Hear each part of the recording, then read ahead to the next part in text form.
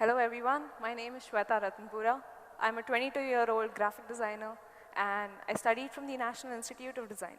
I believe I was given the opportunity to speak here today because I represented India in the WorldSkills competition and I proudly brought back home a bronze medal. So let me just share a little snippet of one of the favorite memories of my life with you. And now for graphic design technology. In graphic design technology, the bronze medal goes to Shweta Ratanpura, India. The silver medal goes to Martin Joseph Strife, Austria. And the silver medal goes to Corentin Echivar, France. And the gold medal goes to Yi Ting Lao, Chinese Taipei.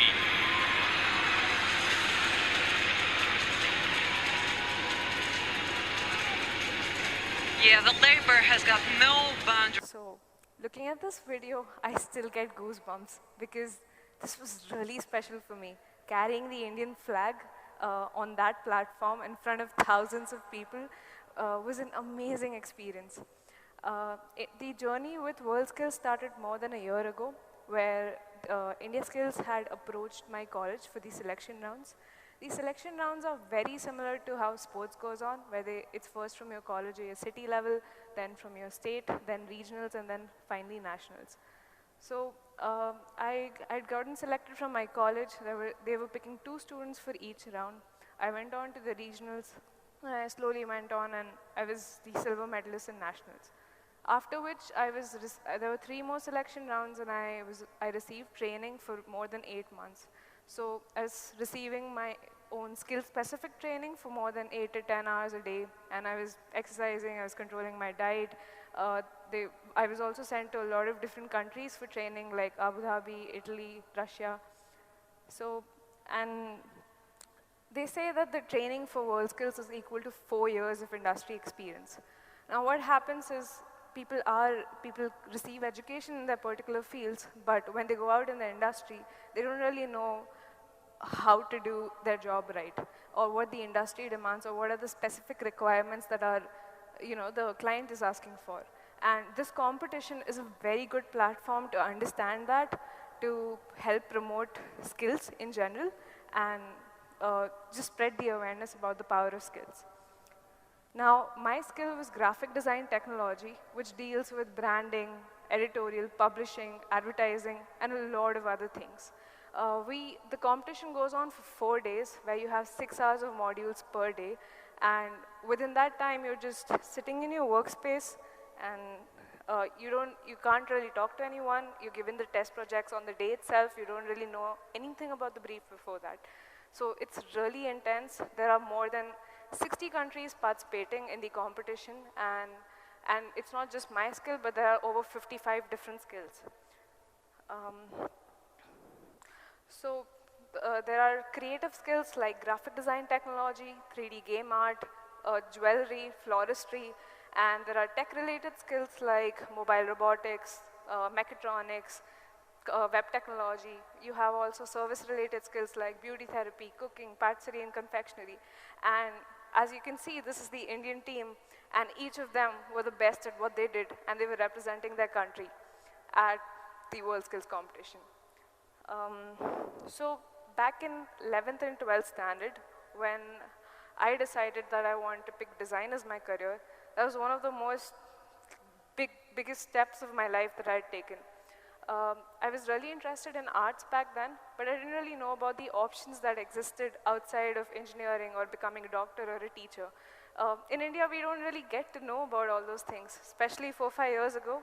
I didn't really know there was a scope for design. So, I mean, I was right in your shoes to all the school students who are here. I was at that crossroads. And in my head, I just didn't want to pick up something that I didn't like, because I knew I wouldn't be having fun with what I pick otherwise. So I took a stand then, and I told my parents that I'm not going to do engineering, which was the first option they were giving me, since I was doing okay with maths and science, and I mean, that was the only route that any of us could see. And I started digging around a lot about what are the other options that I had, what I could do with my life. And so back then I thought picking design was a really courageous step and it was a really bold step.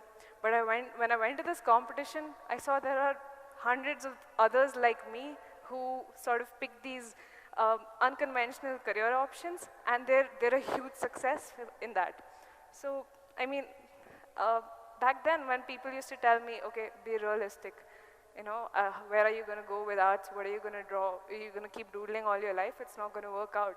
But, and I didn't really have this competition or a lot of people to tell me that it could be a success.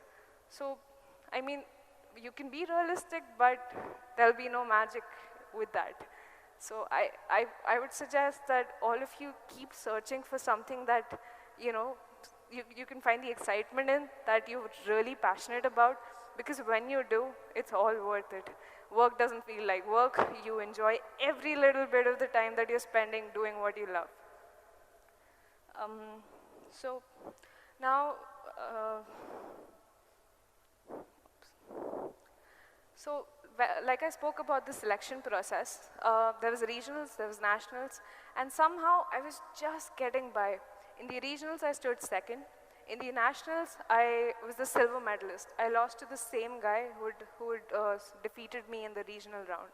So luckily, both of us were selected for the training round because they wanted to see how well we do under training, how well we pick up, and how fast we learn under the guidance of an expert.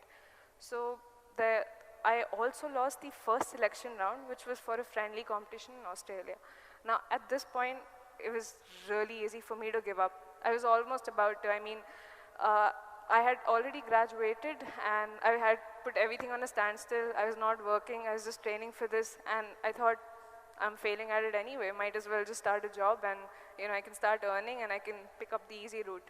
And I was blaming everything except me. I was blaming the system. I said the marking criteria is very bad. It doesn't make sense. They're not being fair to me, and I was blaming a lot of different people, a lot of different things.